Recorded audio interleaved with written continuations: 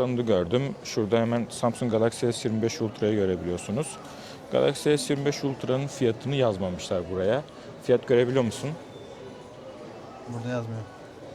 Bunun ürünlerin fiyatlarını niye eklememişler buraya? Garip. Burada S25 Plus'ı görüyorsunuz. Galaxy S25, Galaxy Buds 3. Buradaki Samsung Galaxy Tab S11 Ultra Wi-Fi versiyonu. Mustafa sence bu Türkiye'de ne kadardır? Hadi bakalım. Buradaki fiyatı 1124 euro. Şöyle hemen fiyatını göstermek istiyorum sizlere. Bir sen baksana fiyatına ne kadarmış Türkiye'de bu. Tab S11 Ultra, S11 Ultra. Burada Galaxy Z Fold 7 var. Bu da 256 GB'lık versiyonu. Bu arada bu telefonu çok seviyorum ben. Yani Fold'un yeni versiyonu çok ince. Şöyle hemen yandan açılabiliyor. Kamerasını bir açayım sizlere. Şöyle bir cihaz. Bunu Türkiye'de sanırım 70.000 TL falan. O civarı bir şey olması gerekiyor. Mustafa da o sırada Ultra tabletin fiyatına bakıyor. Ama bunu şeye çok benzetmişler. Apple'ın yeni Ultra Watch'u var ya, bu sene çıkarttığı. Büyük olan. Özellikle rengine baksana. iPhone 17 Pro'nun rengine benzetmişler. Abi bu kadar taklit etmeyin Apple'ı. Samsung yetkilileri. Açıyorsun baba, kullanıyorsun böyle. Onda sıkıntı yok. Bu arada bu telefon bayağı inceymiş. Bayağı Diğerine kıyasla. Eskileri böyle Yani değil. yeni serilere kıyasla bayağı ince. Bunun fiyatına da ne demiştik? 2044 euro. Devam edelim. Kamerayı aldım Kanka, senden. bu ikisi aynı mı baksana? Oğlum daha ucuza geliyor lan öyleyse eğer.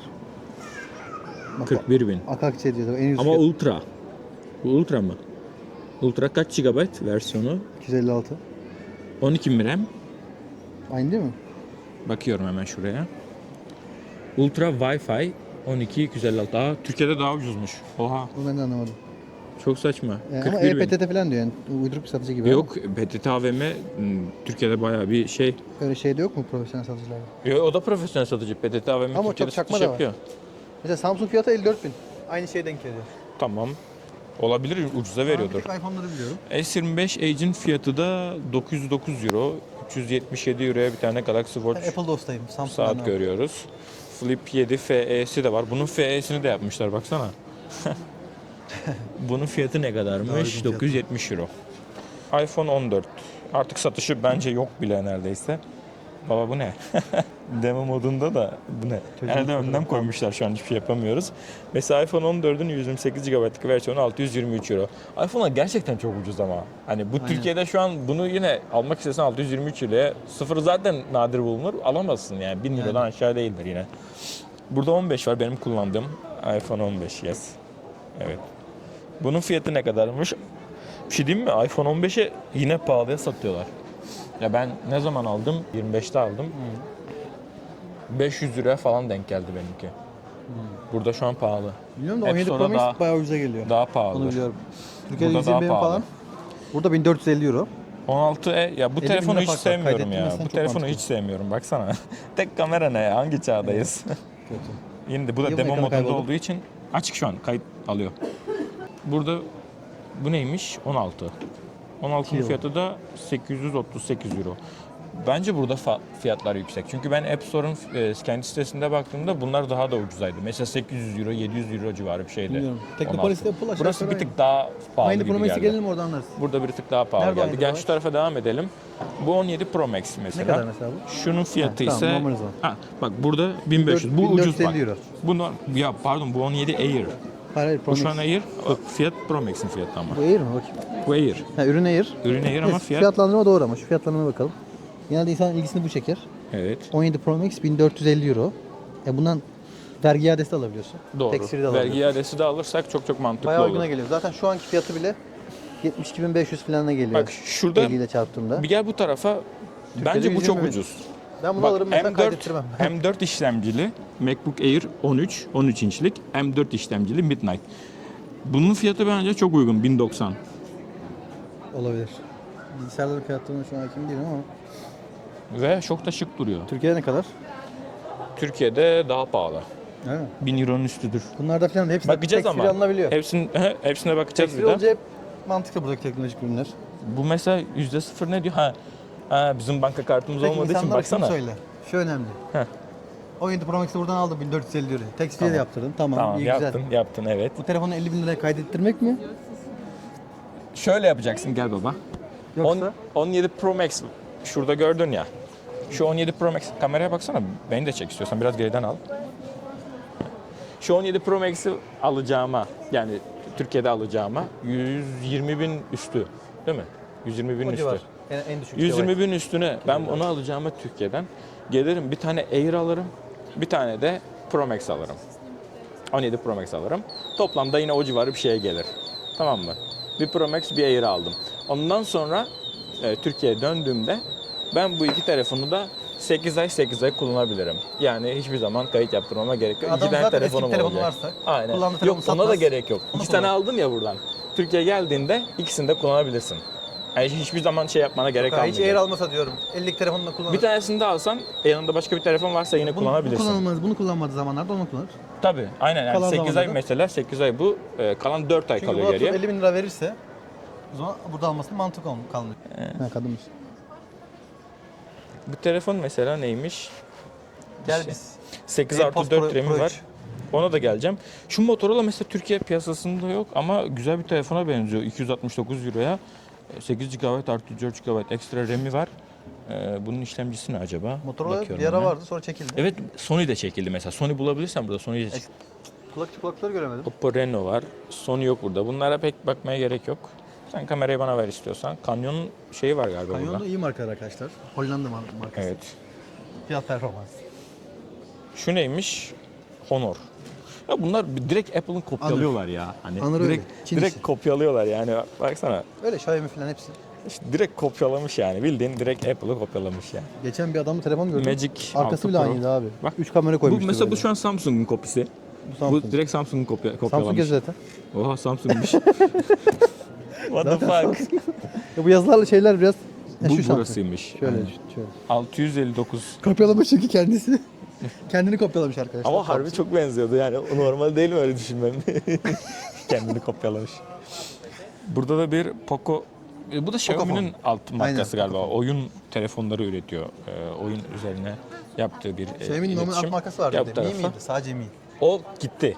Çekildi Artık mi? şeye Çok kelepçeydi çevirdiler ya. onu. Redmi vardı. Redmi. Redmi şey oldu. Mi vardı, Redmi vardı. Şimdi artık Xiaomi var, bir de Redmi var.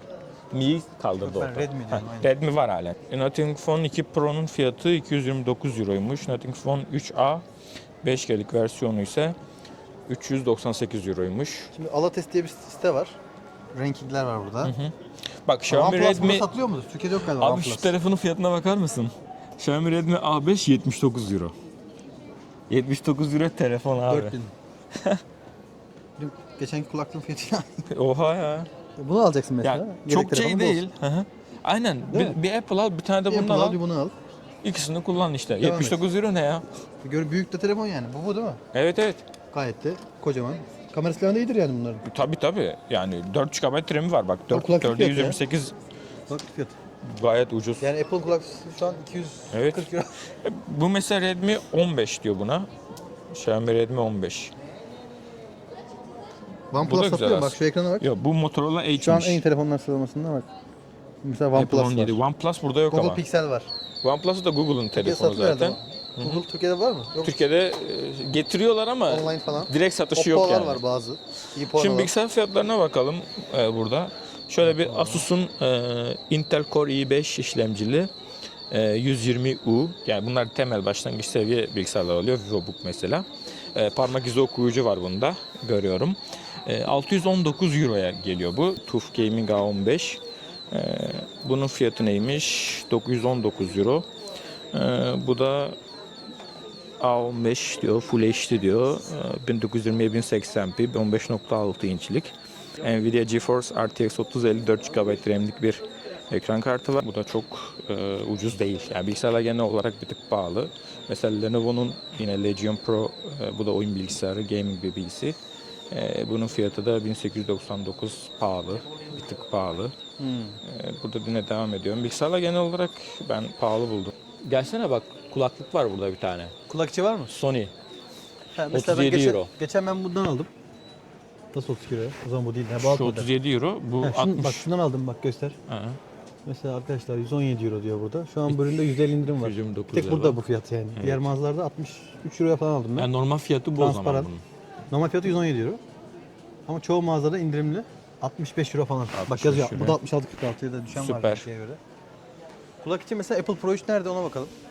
Bakalım şu MetaQuest, Türkiye'de sen bunu 15. sormuştun galiba şeyde Ozon'da Aynen değil ben mi? bunu bir geçen sordum. Ne kadarmış Bu burada? Türkiye'den hani çok mantıklı değil bunu almak. Ama tax free olursa olabilir belki. Nintendo Switch var. Nintendo Switch'in fiyatı ise Yani bu 15-20 arasına denk geliyor.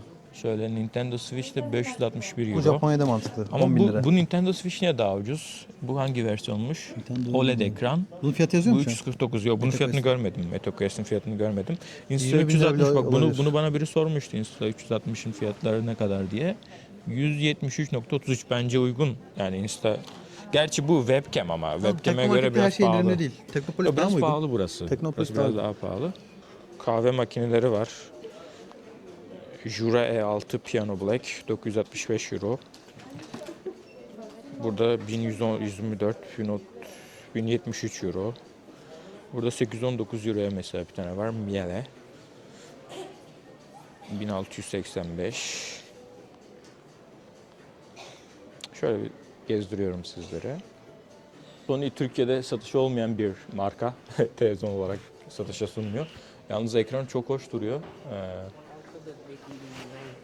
How much?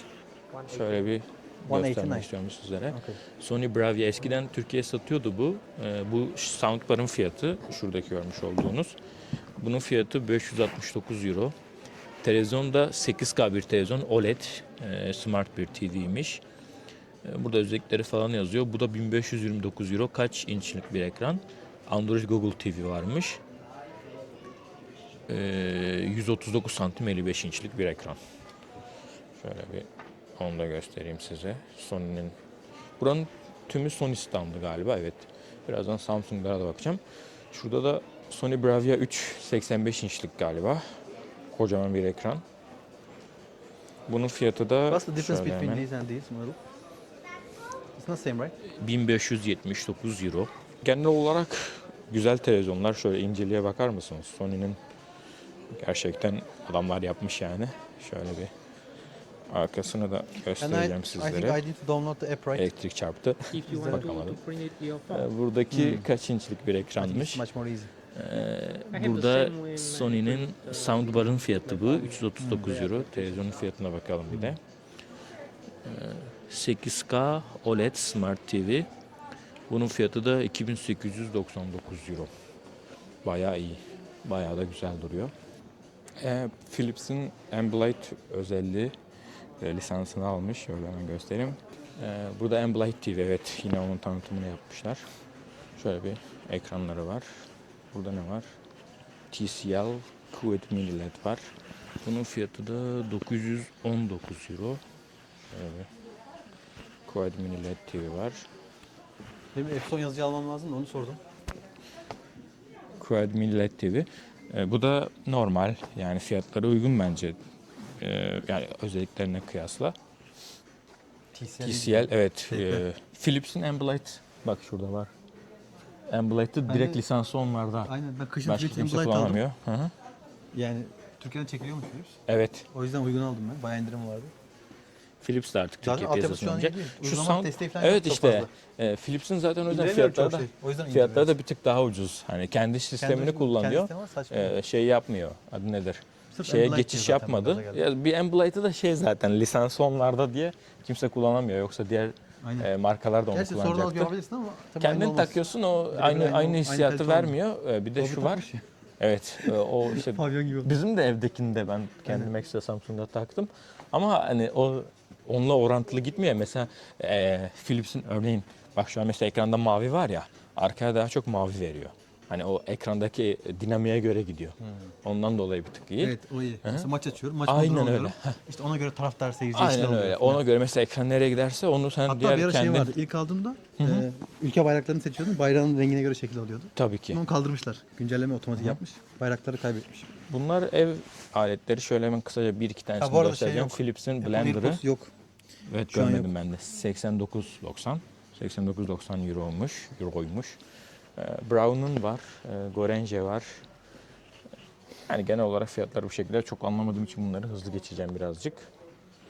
Şöyle bir ütü fiyatlarını da göstereceğim sizlere hemen. Bunlar da 55.90. Tefal'in ürünü. Orada AirPods Pro 3 ile ilgili şöyle bilgi vereyim. Burada 240 euro. Hı. Yani vergi iadesiyle falan 9.000-10.000 civarına düşüyor. Düşününce TL'ye vurunca. Şurada da bir bulaşık makinesi görüyoruz.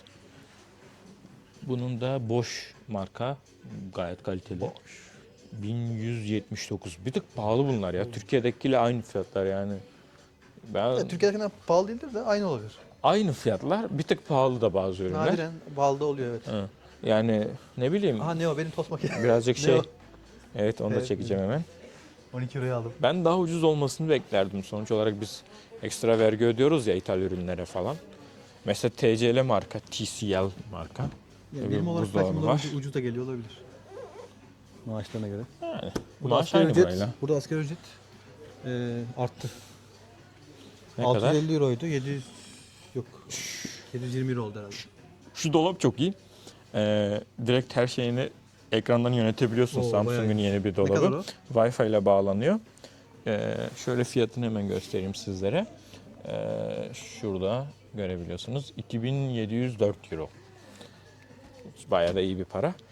Benim hatırladığım kadarıyla üstünden ayarlayabiliyorsun içindeki ürünlerin ne kadar olduğunu, ne kadar dayanıklı olduğunu, ne kadar süre son kullanma tarihi falan. Şurada bir sensör var, kamera var, görebiliyorsunuz. Şöyle hemen inceliyor bunları. Bu ekrandan da Buradaki yönetebiliyorsunuz. fiyatları şöyle değerlendirmek lazım. 550 euroymuş. 620 euro olmuş asgari ücret. Avrupa'nın en düşüğü. Avrupa ülkeleri içinde Avrupa Birliği'ndeki en düşük asgari ücret Bulgaristan'da. 620 euro yani 31 bin lira falan. 28'den 31'e çıktı gibi. Düşünce Türkiye'den fazla şu an ama az yani aslında. Avrupa Evet. Birliği ülkeleri içinde çok Kesinlikle Az bir alım gücü düşük bir tık o yüzden. evet ama arabalar hep lüks dışarıda. Şunlar acaba ne? Niye böyle üstü yok mesela bunların? Onlar şey mi acaba ya? Sanayi tipi falan. Olabilir. Yok yok, çekilmiyor öyle. Bunlar da bulaşık Ters mi makinesi. koymuşlar lan acaba? Bence ters duruyor. Ters büyük ihtimalle. Evet bak. Yok aynı. Ha, İki tane vardır. Biri burada, biri buradadır. Yok yine Ama ters. yazı burada. Hayır düz de niye böyle? Ama ben anlamadım. Ne oldu? Çok enteresan. Bunlar bayağı farklı bir mantıkla çalışıyor. Ama bulaşık makinesi olduğuna eminim. Çünkü finish falan önermiş. Yıkama modları falan var. Fırın mı alacaksın? Fırınların fiyatı da Akşama hindi var. 300 ne kadarmış? 306.77. Ben Tefal küçükken Türk markası sanıyorsun. Ne markasıymış peki, araştırdın mı? Fransızdı galiba. Fransız. Le Evet. Tefal. Burada boş ürünleri var yine. Şu ocaklar bak, TikTok'ta videolarda falan bunları şey olarak gösteriyorlar. Bak şuna bak. Adam diyor ki işte gaza falan bağlamıyor, elektrikle çalışıyor diyor, tamam mı? Bunu çekiyor, öyle bir açıyor diyor. Fişe taktım bak çalışıyor diyor. Aslında öyle bir durum yok. Sadece bu ateşleme sistemi için prize Yalnız bu marka takman en uygun gerekiyor. fiyatlı markalardan biri. Rosberg Bir tık dandik marka. gibi. Neo gibi. No. Dandik deme ya. Kalitelidir belki. Gene bir Alman falan çıkabilir. Evet. Ha, burada da işte yine Samsung'un çamaşır makineleri var. Yok, bunlar kurutma mı acaba? Bakalım bir. Yok, çamaşır makinesi. Ha, bunlar da 399 euro, 400 euro. Burada da diş fırçaları, elektrikli diş fırçalarını görebiliyoruz. Burada 269 euro, 255 Benim euro. vazgeçilmezlerim. 306 euro, 204 euro, 204 euro. Aynı ürünleri bulabilirsem ekleyeceğim. Şurada yine standını görebiliyorsunuz. Saç kurutma makineleri var. Bunlar ne kadarmış? 127 euro, 127 euro. Remington, bunu Türkiye'de bulamayabilirim. Sen hiç gördün mü Remington markasını? Var canım. Gördün değil mi? Var. Ama pahalı değil Nadir. diye biliyorum. Pahalı diye biliyorum. Dyson, evet. Herkesin merak ettiği. Dyson. Şöyle bir Ne kadar? 613 euro, 509 euro. Abi bu mu? Şunun fiyatını, Türkiye fiyatını biliyordum ben. Yani fazla. Çok pahalı Dyson. Genel Türkiye'de olarak bir yer zaten 15-20 Dyson'lar civarıydı. pahalı. Şurada da yine Philips'in var. Roventa'nın var. Burada Dyson'ın süpürgelerine bakacağım. Dyson V11 Absolute Extra SF28.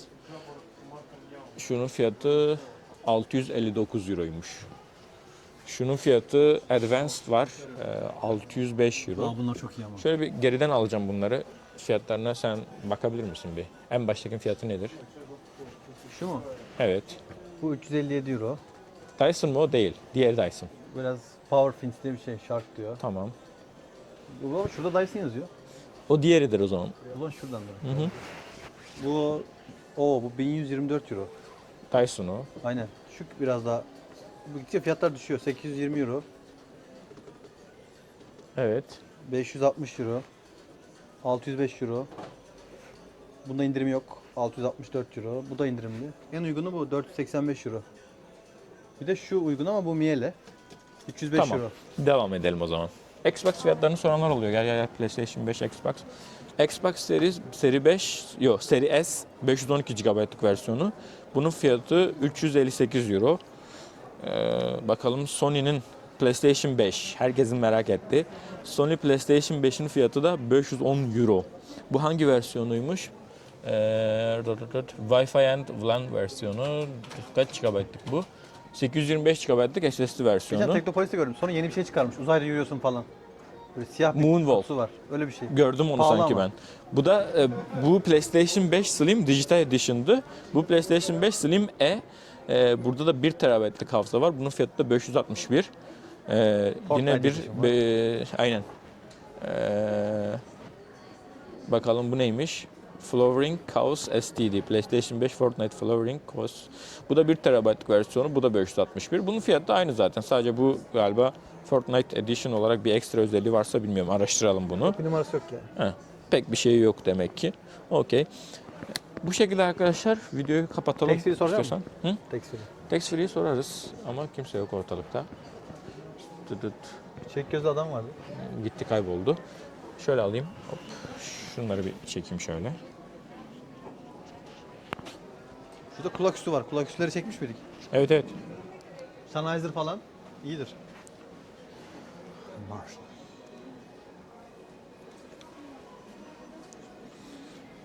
Ben burada Şöyle şu an hemen. tekstili tutturacak bir şey alamadım daha. Limit olduğu için. Bak şu Sony'nin VH100 ama eski versiyonu. Bu yeni versiyonu. Abim almıştı. Çok kaliteli yani ses noise cancellation, ANC'si aktif noise cancellation Tabii, efsane. yapar. Gerçekten kaliteliydi. Bunların fiyatlarını yazmamış çoğunun. Ama mesela VH100 XM5 600 leva 306 euro. Mesela burada Panasonic'in bir tanesi var 30 euro. Bir şey söyleyeyim ben kulaklığımı alacağıma keşke böyle bir şey alsaydım. Biraz daha koyup değil mi? Evet. Mantıklı bu arada. Daha kaliteli duruyor. Sennheiser'ın mesela var. Fiyatlarını yine yazmamışlar bunun galiba. Bak yazıyor burada. Heh, bu ne kadarmış? 255 euro, 255 euro Sennheiser. 60 saate kadar pil ömrü sunuyor. Sennheiser'ın kalitesi bayağı iyi. zaten Bende Momentum Pro laf 4 var da söylemeye bile kaybettim. gerek yok. Adaptive Noise Cancellation var. Bir de Smart Pause. Bu nasıl oluyor acaba? Kulak çıkartınca mı duruyor? Yalnız Büyük ben ihtimalle böyle öyle bir şey ürünlerde olabilir. değil de kulak içi kulaklar var ya. Hı hı. Onlar da Bak, Türkiye'de Marshall'ın mesela kulak burada içi alsan kulaklığı var. bunun garantisini kim karşılayacak bir şey olsa kulaklığın sesi bir anda 111.97. gitti. Tamiratı yok. Doğru. Ürün Türkiye'de yenisini servisi gönderiyorlar. olmadığı Garantisi için- Türkiye'de garantisi olursa servisi yenisini bana olmadığı için Sennheiser çünkü burada- yeni ürün yolladı. Üst model Hı hı. yolladı. Yurt dışına alsaydım bir tık muhtemelen evet olmazdı. bir tık sıkıntı var öyle. Ama kulak üstlerde Şu sıkıntı olmaz. Sony'nin Kanyonuna uygun. kablosu var 2556. 16 euroya aldım kanyonu çeksene burada var mı? 2045. Şu model. Evet. Bak bu 16 euroya piyasada bu biraz pahalı bir yer 23.47. burası. Burası biraz Normalde pahalı. 16 euroya var bu. Burayı